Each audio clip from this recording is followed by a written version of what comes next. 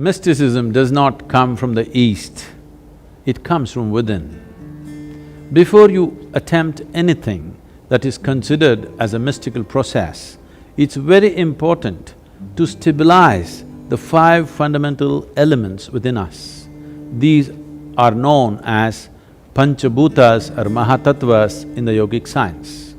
This body, this very earth, the universe and the cosmos, all are just a play of five elements. This body's composition is such that 72% of this body is water, approximately 12% is earth, 6% is air, 4% is fire, and the rest is space or akash. How these five elements behave within you will determine just about everything. Bhuta means element. Bhuta Shuddhi means to become free from the taint of elements or to cleanse the element. It means to become free from the physical nature. Right now, the physiological and the psychological processes are having a complete grip over most human beings. What we call as our physiology is something that we accumulated. What we call as our psychological process, the whole content for this is also accumulated in the form of impressions. Between these two, who you are or existentially what is the nature of your being is completely missed. If one wants to access dimensions which are not yet in your experience, dimensions which are considered mystical, first thing that we need to do is to start cleansing the five elements so that in the purity of the elements, you distinctly know the difference between what is physical, what is psychological and what is existential.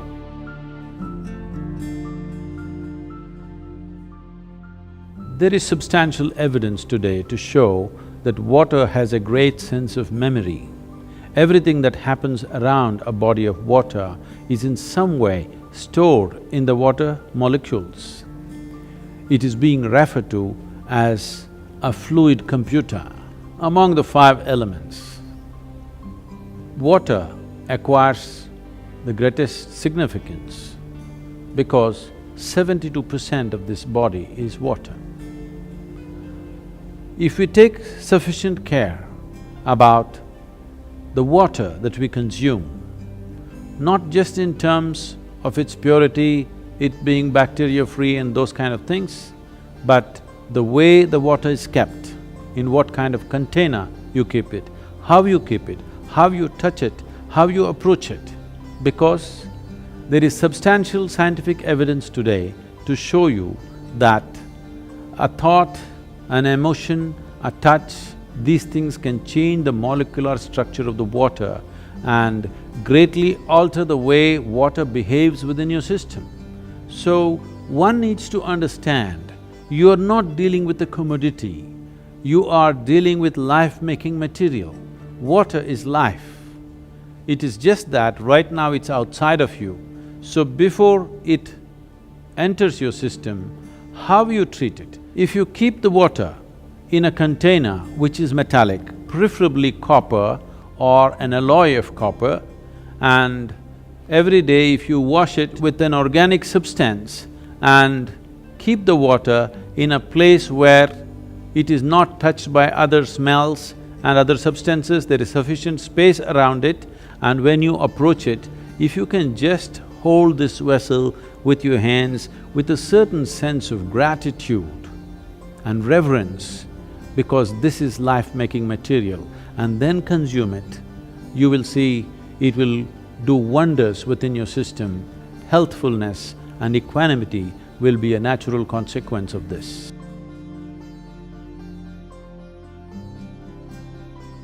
The soil that you walk upon has a certain sense of intelligence and memory. So even if you happen to live in a concrete jungle, it is important to keep in touch with the earth upon which you live. Create ways for yourself to somehow remain in touch with the soil or the earth upon which you live, that part of the earth. With your bare hands and bare feet, see particularly the palms and the soles, if they come in touch with the earth on a daily basis, at least for a few minutes, a certain harmonizing of the physiological process will happen just being in contact with the earth. If you spend at least a few minutes in your garden, barefooted, touching plants or trees, because this is the basis of your life. All life, yours and every other creature, has come out of this earth. Stay in touch with it and harmonize your system.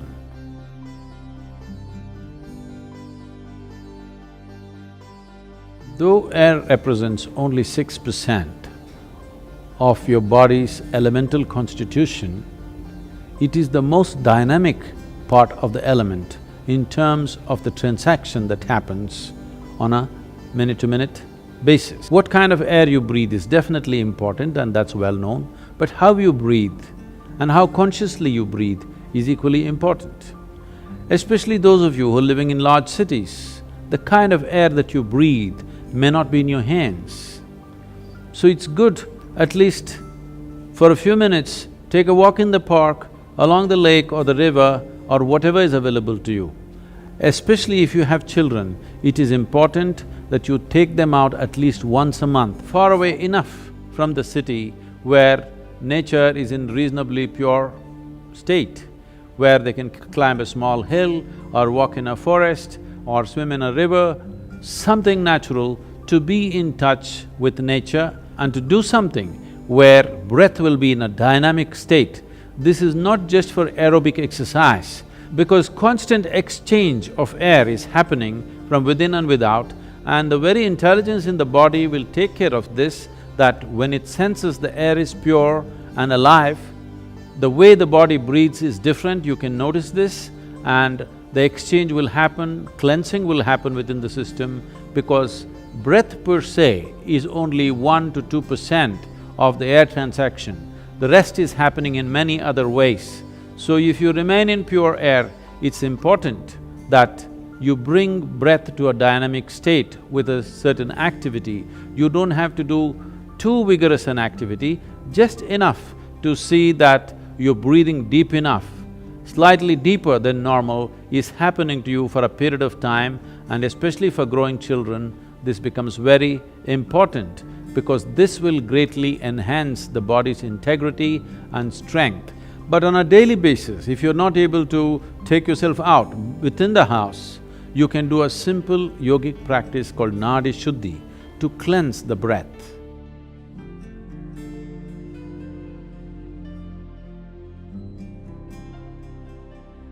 Fire accounts for 4% of your elemental makeup.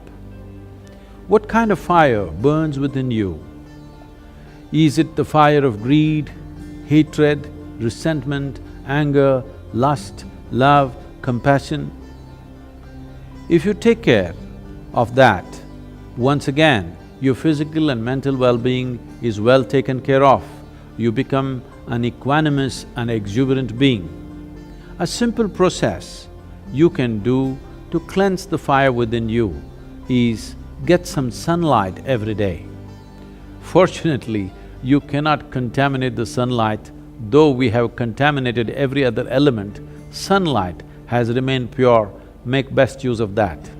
If you wish to use fire, you can light a fire with an organic substance like straw or firewood without any oil, and stand facing the fire with your hands open and keep your eyes open for 3 minutes, then stand with your back to it, exposing your spine for 3 minutes.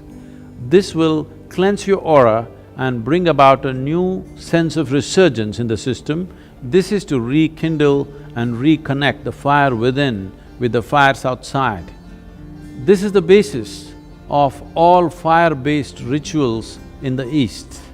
If having a fire is not very practical for you, at least a lamp with vegetable oils or ghee, you light a lamp and be around this lamp, first face the lamp and sit, and then turn around and sit, so that the fire element within you gets rekindled.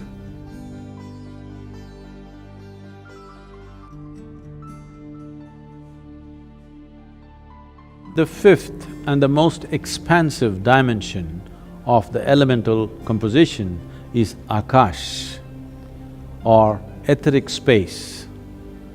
This has a certain intelligence. How this Akashic intelligence behaves within you determines the nature of your life. The nature, quality and the power of your life essentially is determined by how much access can you find into the Akashic intelligence. As I said, this is an expansive part of the elemental composition. That means there is no limit. There is only that much water, there is only that much air, that much earth and that much fire. But the Akashic dimension is a limitless possibility. If you find access in a limitless manner, both your perception and intelligence can grow. One simple process you can do to find more access to Akash or the Akashic intelligence is, after sunrise, before the sun crosses a 30-degree angle, you look up at the sky once and bow down to Akash for holding you and this planet in place. After the sun crosses 30 degrees, sometime during the day, any time, look up and bow down again. After the sunset, within the 40 minutes after sunset, look up at the sky and once again bow down. You are not bowing to any imaginary gods up there, just to the etheric space around us, which is holding everything that we are in place. If you get the Akash to cooperate with your life energies, life will happen in magical ways. An intelligence that you have never thought possible will become yours.